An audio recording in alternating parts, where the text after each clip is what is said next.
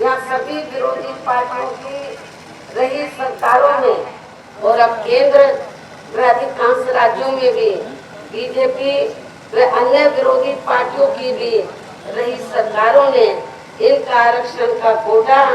अभी तक भी पूरा नहीं किया। आप लोग पूरे 5 साल तक बीजेपी सत्ता में होती है तो बीजेपी को कोसते हो, कांग्रेस सत्ता में होती है कांग्रेस को कोसते हो, लेकिन अपनी कमियों को दूर करने के बारे में आप लोग बिल्कुल नहीं सोचते, बल्कि आप लोग बीजेपी और कांग्रेस को अदल बदल के सत्ता में लाने की बजाय इनको सत्ता से दूर करके आप लोग अपनी पार्टी को सत्ता में लाएं। जब वोटिंग होता है तो अब बैलेट पेपर से तो नहीं हो रहा है, वोटिंग मशीन के जरिए हो रहा है। आप लोगों को उनकी सुरक्षा करना भी बहुत बड़ी जिम्मेवारी बन जाती है।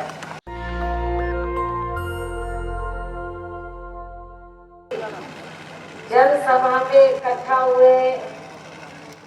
बीएसपी के सभी छोटे बड़े पदाधिकारियों एवं कार्यकर्तागण, आज आप लोग हिमाचल प्रदेश में यहाँ विधानसभा के लिए हो रहे आम चुनाव में चुनाव आचार संहिता के नियमों का पालन करते हुए अपनी पार्टी के उम्मीदवारों के समर्थन में मुझे सुनने के लिए यहाँ इकट्ठा हुए हैं, तो उसके लिए मैं आप सभी लोगों का हार्दिक दिल से शुक्रिया अदा करती हूँ। और अब मैं सबसे पहले अपनी पार्टी के संबंध में ये कहना चाहूँगी कि हमारी पार्टी ये चुनाव आपके हिमाचल प्रदेश की लगभग सभी विधानसभा की सीटों पर अकेले अपने बलबूते पर ही पूरी तैयारी व दमदारी के साथ चुनाव लड़ रही है। अर्थात हमारी पार्टी ने इस चुनाव में यहाँ किसी भी पार्टी के साथ किसी भी प्रकार का कोई चुनावी समझौता आदि नहीं किया है। इतना ही नहीं, बल्कि हमने बीएसपी से जुड़ने की तादाद को ध्यान में रखकर फिर उसी अनुपात में ही यहाँ सर्व समाज के लोगों को टिकट भी दी है। लेकिन अब इस चुनाव में आप लोगों का ध्यान अपनी पार्टी बीएसपी को कामयाब बनाने के लिए कुछ जरूरी बातों की तरफ दिलाना चाहती हूँ। और इस संबंध में मैं आप लोगों को ये कहना चाहूँगी कि अपने देश को आजाद हुए तथा भारतीय संविधान को भी लागू हुए अब यहाँ बरसों बीत चुके हैं और इस लंबी अवधि में केंद्र में आपके प्रदेश में भी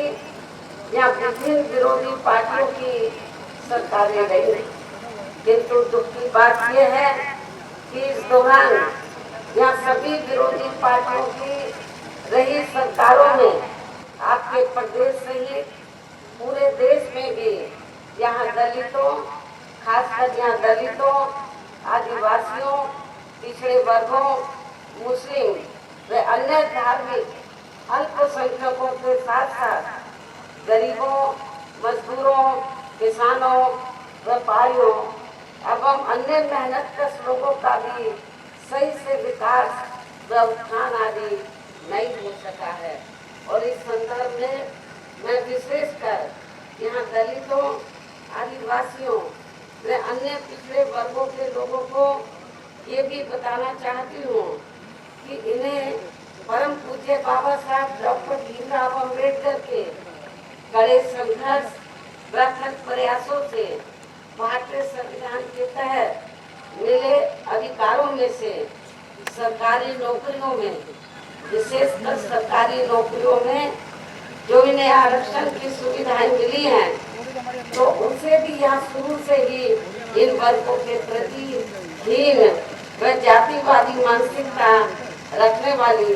सभी विरोधी पार्टियों की सरकारें प्रभावहीन बनाने में लगी। निष्प्रभावी बनाने में इसे अब धीरे धीरे खत्म करने की भी पूरी कोशिश में लगी हुई है। यही मुख्य वजह है कि देश में आजादी के बाद केंद्र व अधिकांश राज्यों में भी काफी लंबे समय तक सत्ता में आसीन रही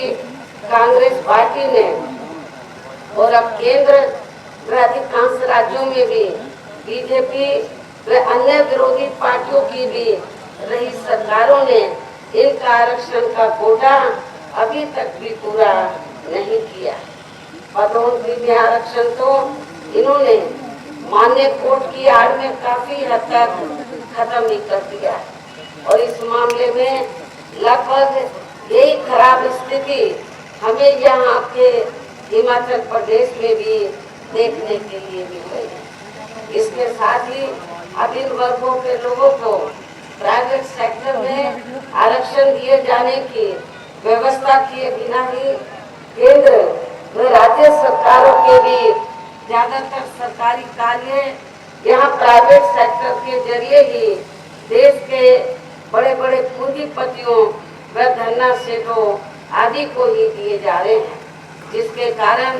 अब पूरे देश में इन वर्गों के लोगों को आरक्षण का बहुत कम ही लाभ मिल पा रहा है। इसके साथ साथ यहाँ मैं अन्य पिछड़े वर्गों के लोगों को भी ये बताना चाहती हूँ कि इन्हें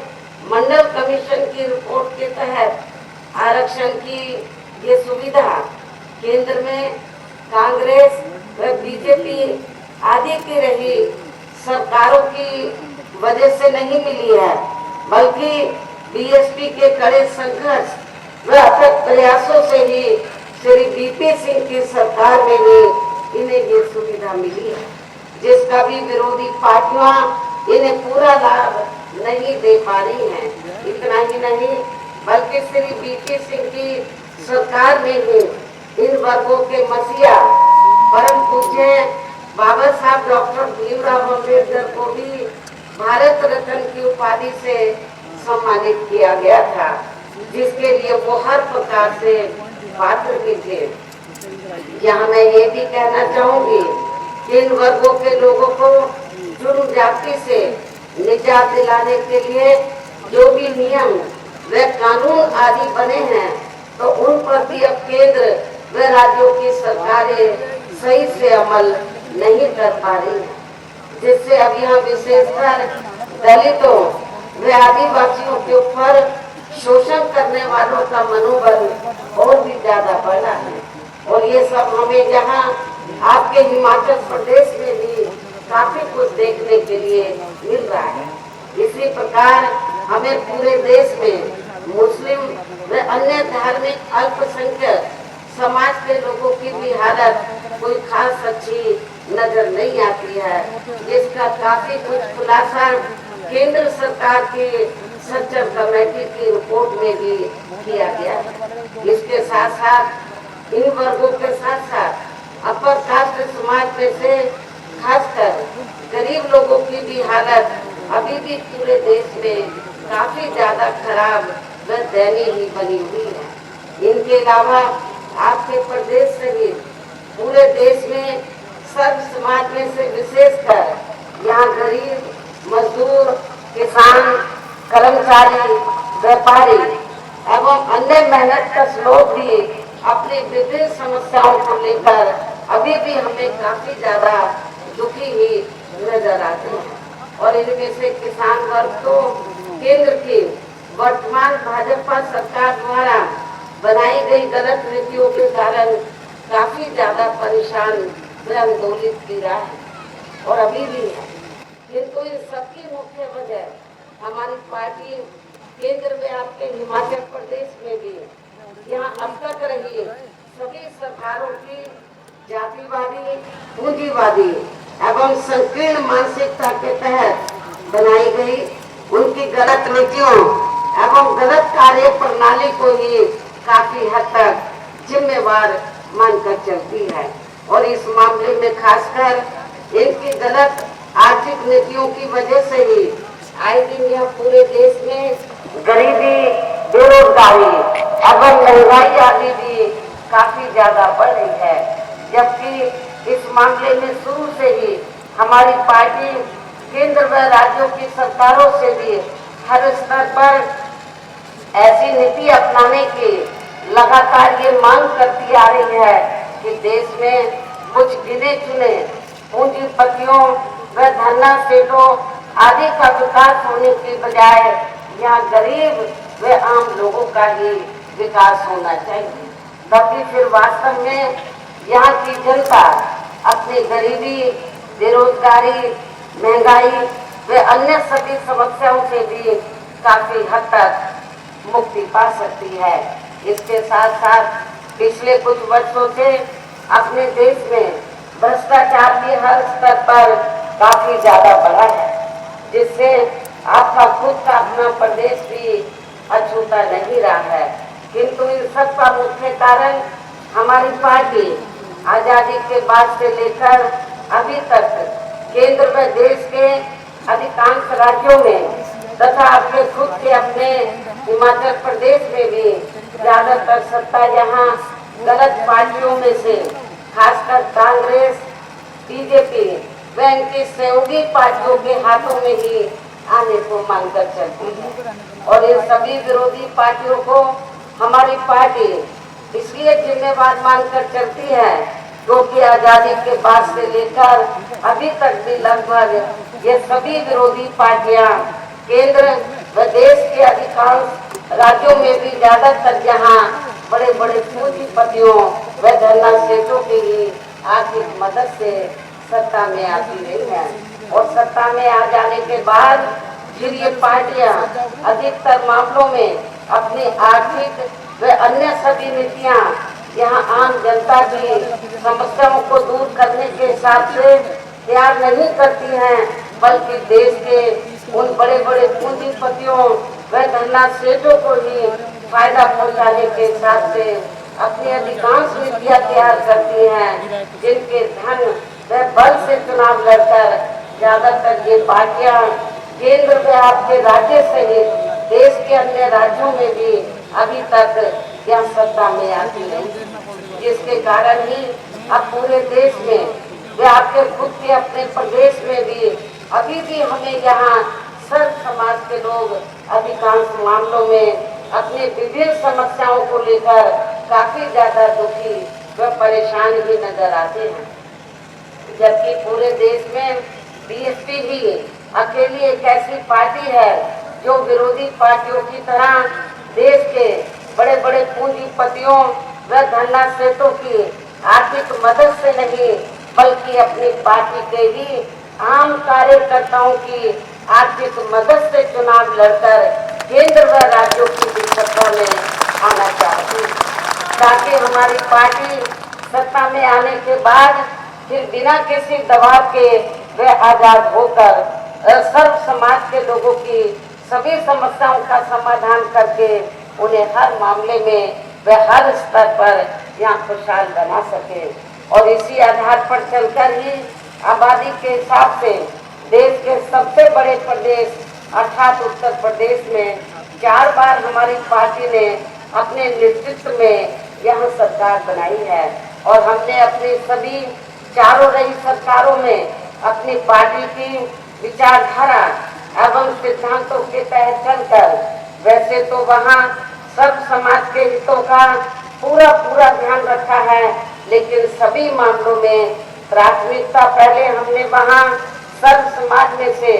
विशेषकर उन दलितों, आदिवासियों, पिछड़े वर्गों, मुस्लिम व अन्य धार्मिक अल्पसंख्यक समाज को तथा अपर कास्ट समाज में से गरीब एवं असहाय लोगों को ही दी है, जिनकी यहाँ हर मामले में व हर स्तर पर सभी विरोधी पार्टियों की रही सरकारों में उनकी हीन, जातिवादी, संकीर्ण व पूंजीवादी सोच होने की वजह से काफी ज्यादा उपेक्षा की गई है। तो और इतना ही नहीं, यहाँ मैं ये भी आपको बताना चाहती हूँ, हमने इन वर्गों के हितों में जो उपेक्षित लोग हैं, इनके हितों में इनकी आर्थिक स्थिति को मजबूत करने के लिए हमारी सरकार ने अनेकों महत्वपूर्ण कदम उठाए हैं। इसकी जानकारी वैसे आप लोगों को है। इसके साथ ही हमने उत्तर प्रदेश में गरीब एवं बेरोजगार लोगों को दूसरी सरकारों की तरह, दूसरी पार्टियों की सरकारों की तरह मामूली सा बेरोजगारी भत्ता न देकर उन्हें बड़ी तादाद में सरकारी व गैर सरकारी क्षेत्रों में स्थायी रोजगार भी उपलब्ध कराए। इसके अलावा हमारी पार्टी की रही सरकार ने वहाँ विभिन्न क्षेत्रों में लगे लोगों के साथ साथ छात्रों, युवाओं, महिलाओं, बुजुर्गों आदि के हितों में भी अनेकों महत्वपूर्ण व ऐतिहासिक कार्य किए हैं, जिनसे इन्हें काफी ज्यादा लाभ पहुंचा है। इसके साथ साथ हमने उत्तर प्रदेश में सर्व समाज के लोगों के ऊपर किसी भी प्रकार की कोई भी जुर्म जाति आदि नहीं होने दी है, बल्कि हमारी नई सरकार ने वहाँ जुर्म जाति करने वाले लोगों को बिना कोई देरी किए हुए उन्हें तुरंत ही जेल की सलाखों के अंदर भेजा है, जहाँ मेरी सरकार में उनकी सही व असली जगह होती है, जिसकी यहाँ आपके हिमाचल प्रदेश में भी काफी सख्त जरूरत है। इसके अलावा हमारी पार्टी ने अपने सभी चारों नए शासनकाल के दौरान वहाँ सभी वर्गों व धर्मों के लोगों की जान माल व मजहब आदि की भी पूरी ईमानदारी निष्ठा से हिफाजत की है। इसके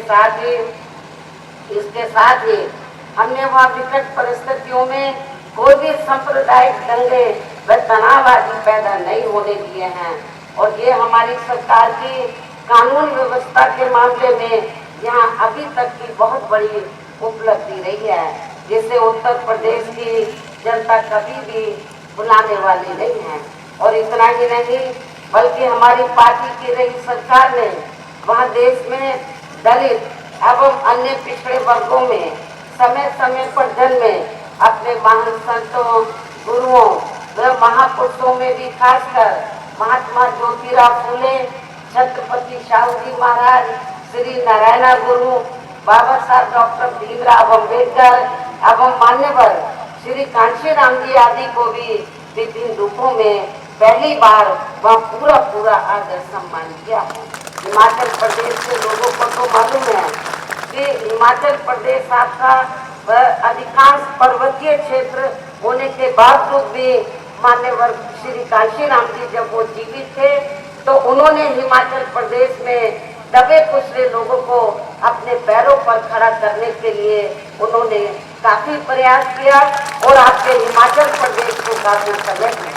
उन्होंने बगल में हरियाणा प्रदेश लगा है, पंजाब है, चंडीगढ़ है, इधर भी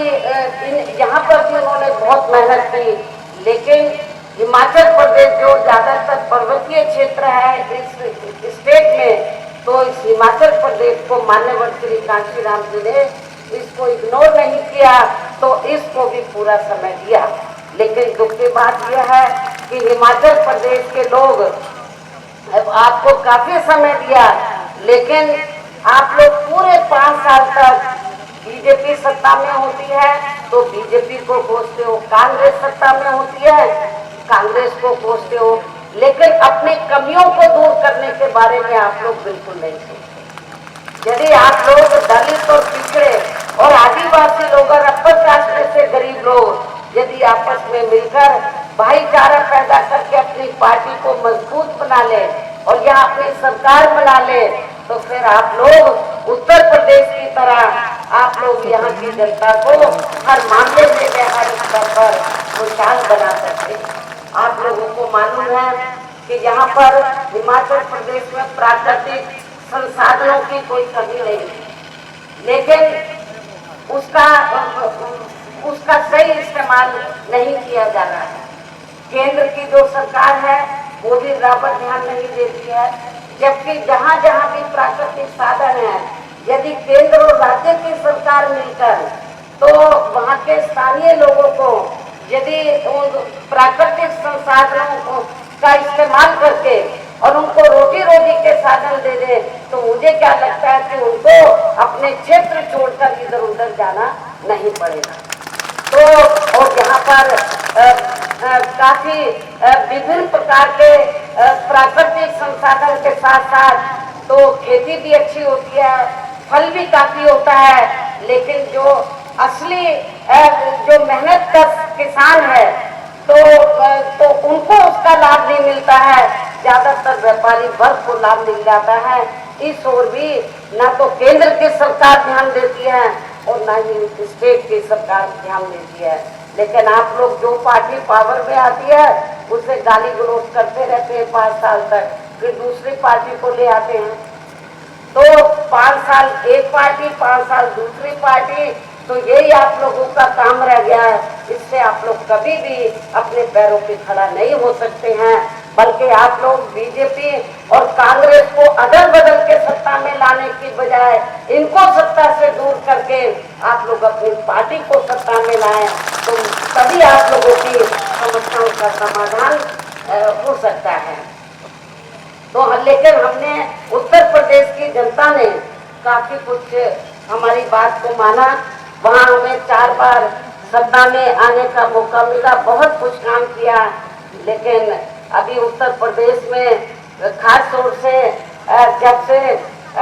ये वोटिंग मशीन का सिस्टम शुरू हुआ है, किस्म किस्म के लोग चर्चाएं करते हैं, लेकिन फिर भी मेरा आप लोगों को ये कहना है कि जब वोटिंग होता है तो अब बैलेट पेपर से तो नहीं हो रहा है, वोटिंग मशीन के जरिए हो रहा है। आप लोगों को उनकी सुरक्षा करना भी बहुत बड़ी जिम्मेवारी बन जाती है। तो लेकिन उत्तर प्रदेश में हमारी पार्टी ने तो जब तक वहाँ पर खास तौर से बैलेट पेपर के जरिए तो वहाँ पर चुनाव होता रहा, पूरे देश में होता रहा। तो यूपी में हमें 4 बार गवर्नमेंट बनाने का मौका मिला, लेकिन बाद में लोगों को समझने में भी टाइम लगा और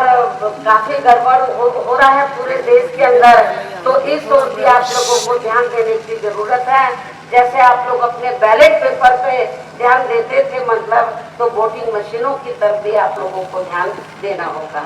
तो इस प्रकार से उत्तर प्रदेश में हमारी पार्टी ने अपने सभी चारों नए शासनकाल के दौरान वहाँ सब समाज के लोगों को हर मामले में वे हर स्तर पर काफी बेहतरीन सरकार दी है। और यदि आप लोग भी यहाँ अपने हिमाचल प्रदेश में आम जनहित के वे खासकर कमजोर एवं उपेक्षित वर्गों के हितों में ऐसे ही कार्य करना चाहते हो, तो फिर आप लोगों को भी उत्तर प्रदेश की तरह यहाँ अपने प्रदेश में भी खुद अपनी पार्टी की ही सरकार बनानी होगी। और जब आपके प्रदेश में हमारी पार्टी की यहाँ सरकार बन जाती है, तो तब फिर हमारी पार्टी की सरकार उत्तर प्रदेश की तरह ही यहाँ आपके प्रदेश में भी हर मामले में व हर स्तर पर आम जनहित की अर्थात सब जनहिताय व सब जन सुखाय की नीतियों पर आधारित की सरकार चलाएगी। इसके साथ ही आपके प्रदेश की व आम जनहित से जुड़ी जो भी यहाँ सारी समस्याएं होंगी, तो फिर उन्हें भी दूर करने का हर संभव पूरा प्रयास किया जाएगा। लेकिन ये सभी कार्य यहाँ अपनी पार्टी की सरकार बनने से ही संभव हो सकते हैं। और इसके लिए अब आप लोगों को इस चुनाव में वोट पड़ने तक यहाँ सभी विरोधी पार्टियों के साम दाम दंड भेद आदि हथकंडों से भी जरूर सावधान रहना है। हालांकि इस संदर्भ में आप लोगों को ये मालूम है कि चुनाव होने से कुछ समय पहले व चुनाव के दौरान भी अधिकांश यहाँ विरोधी पार्टियां अपने अपने पक्ष में हवा बनाने के लिए खासकर मीडिया व ओपिनियन पोल एवं सर्वे आदि का जो बड़े पैमाने पर इस्तेमाल करती है, तो उनसे आप लोगों को बिल्कुल भी गुमराह नहीं होना है। इसके साथ ही आप लोगों को विरोधी पार्टियों के जारी किए गए उनके हवाई व प्रलोभन भरे चुनावी घोषणा पत्रों आदि के बहकावे में तो कतई नहीं आना है। जिन्हें ये पार्टियां सत्ता में आने के बाद अधिकार अमल में नहीं लाती हैं, जिस पर से अब जनता का काफी हद तक विश्वास ही उठ गया है। इसलिए भी हमारी पार्टी किसी भी चुनाव में अपना कोई भी चुनावी घोषणा पत्र आदि जारी नहीं करती है। वैसे भी हमारी पार्टी कहने में बहुत कम बल्कि कार्य करके दिखाने में ही ज्यादा विश्वास रखती है। और ये सब हमने उत्तर प्रदेश में करके भी दिखाया है। इन्हीं जरूरी बातों के साथ ही अब मेरा यही कहना है कि आप लोगों को अपने खुद के वे अपने हिमाचल प्रदेश के भी हित में यहाँ अपनी पार्टी बीएसपी की ही सरकार बनाना बहुत जरूरी है। और तभी फिर यहाँ आपके प्रदेश में परम पूज्य बाबा साहब डॉक्टर भीमराव अम्बेडकर एवं मान्यवर श्री कांशीराम जी आदि का सपना सही साकार हो सकता है, जिन्होंने कदम कदम पर अनेकों कष्ट झेलकर वे अपनी पूरी जिंदगी या खासकर कमजोर एवं उपेक्षित वर्गों के लोगों को अपने पैरों पर खड़ा करने के लिए समर्पित की है, जिसे खास ध्यान में रखकर अब आप लोगों को यहाँ अपने हिमाचल प्रदेश में विधानसभा का आम चुनाव लड़ रहे अपनी पार्टी के सभी प्रत्याशियों को जो यहाँ आप लोगों के सामने कुछ मंच पर हैं, कुछ सामने आपके प्रत्याशी इधर मौजूद हैं, मेरी आप लोगों से पुरजोर अपील है कि आप लोग बहुजन समाज पार्टी के सभी प्रत्याशियों को बीएसपी का जो चुनाव चिन्ह हाथी है, हाथी चुनाव चिन्ह के सामने वाले बटन को दबाकर इन्हें भारी वोटों के अंतर से जरूर जिताना है। अर्थात आपको यहाँ अपनी पार्टी को कामयाब बनाने का हर संभव पूरा प्रयास करना है। इस उम्मीद के साथ ही अब मैं पुनः अपनी पार्टी के उम्मीदवारों को जिताने की पुरजोर अपील करते हुए अपनी बात यही समाप्त करती हूँ। जय भीम, जय भारत। नेशनल दस्तक की आपसे गुजारिश है कि अगर इसको बचाना चाहते हैं तो नेशनल दस्तक को सब्सक्राइब करने के लिए रेड कलर के सब्सक्राइब बटन को दबाएं, फिर बेल आइकन की घंटी दबाएं। नेशनल दस्तक को बचाने के लिए बहुत ज़रूरी है कि हर खबर को शेयर करें, लाइक करें, कमेंट जरूर करें।